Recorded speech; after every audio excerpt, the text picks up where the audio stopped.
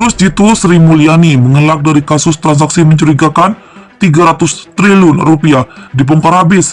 Dia itu misionaris World Bank, licin dan lincah.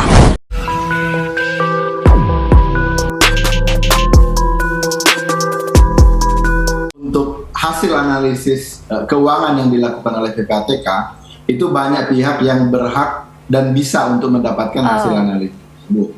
Tapi memang ada syarat dan ketentuannya. Bisa hakim, bisa jaksa, bisa polisi, bisa PPNS, bisa instansi tertentu, bahkan bisa juga negara lain.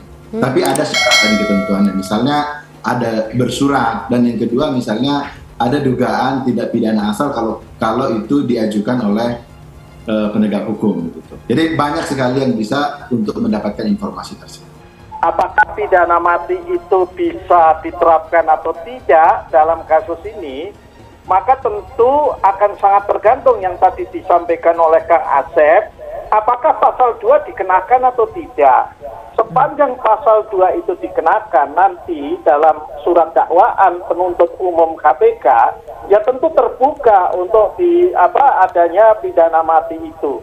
Tetapi kan pada akhirnya meskipun pasal 2 itu katakanlah dimasukkan dalam surat dakwaan, tetapi fakta-fakta persidangannya, alat buktinya ya itu juga kemudian tidak mendukung, ya tentu penuntut umum dan pada akhirnya majelis hakim itu kan juga bisa punya perspektif yang berbeda ya.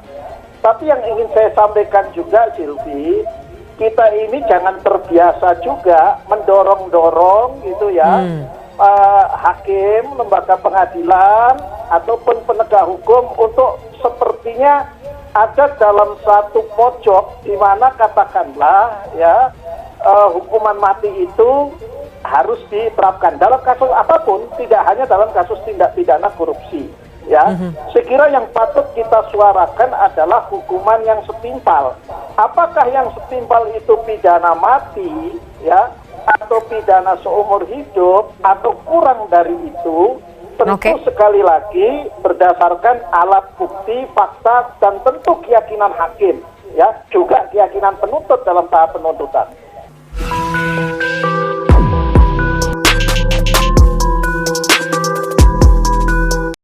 Kritikus Faisal Assegaf mengaku Menteri Keuangan Sri Mulyani bahkan mengelak dan lepas tangan dari kasus transaksi mencurigakan 300 triliun rupiah di Kementerian Keuangan yang baru-baru ini diungkap oleh Menko Polhukam Mahfud MD. Menurut Faisal, Sri Mulyani memang selalu punya jurus jitu untuk lari dari masalah yang terjadi di internal lembaga yang ia pimpin. Dia mengatakan Sri Mulyani adalah salah satu pejabat negara yang sangat licik. Ia berusaha keras untuk lepas tangan dari berbagai masalah. Sri Mulyani sangat licin, sangat lincah, sangat terampil untuk mengelak dari pandangan sorotan publik menyangkut dengan kebobrokan, kerusakan, kejahatan yang berakumulasi di Kementerian Keuangan, kata Faisal dalam sebuah cuitan di akun Twitter dilansir Jumat. Mantan aktivis 98 ini mengatakan salah satu trik paling jitu yang dipakai Sri Mulyani untuk melempar masalah adalah gaya bicaranya di depan publik saat mengklarifikasi masalah ini. Dia mengatakan dalam jumpa pers yang dilakukan Sri Mulyani pada akhir pekan lalu, Sri Mulyani berusaha tampil tenang sehingga mengesahkan bahwa Kementerian Keuangan sedang baik-baik saja padahal internal institusi ini bobrok. Cara dia bicara, cara dia ngeles, seolah-olah ketenangan diri yang dia tampilkan di ruang publik memang seperti itu. Itu satu manajemen psikologi yang saya duga akibat terlalu banyak atau sudah terbiasa mengkonsumsi obat penenang, ujarnya. Faisal kemudian meminta masyarakat tidak terkecoh dengan gaya Sri Mulyani. Masyarakat harus tetap fokus pada isu transaksi mencurigakan itu. Dia lantas mengatakan Sri Mulyani adalah antek-antek Bank Dunia yang punya berbagai cara untuk lolos dari kasus ini. Orang-orang sudah tahu seperti Sri Mulyani ini yang merupakan misionaris IMF, misionaris World Bank yang memiliki kepatuhan kepada majikan tuntasnya.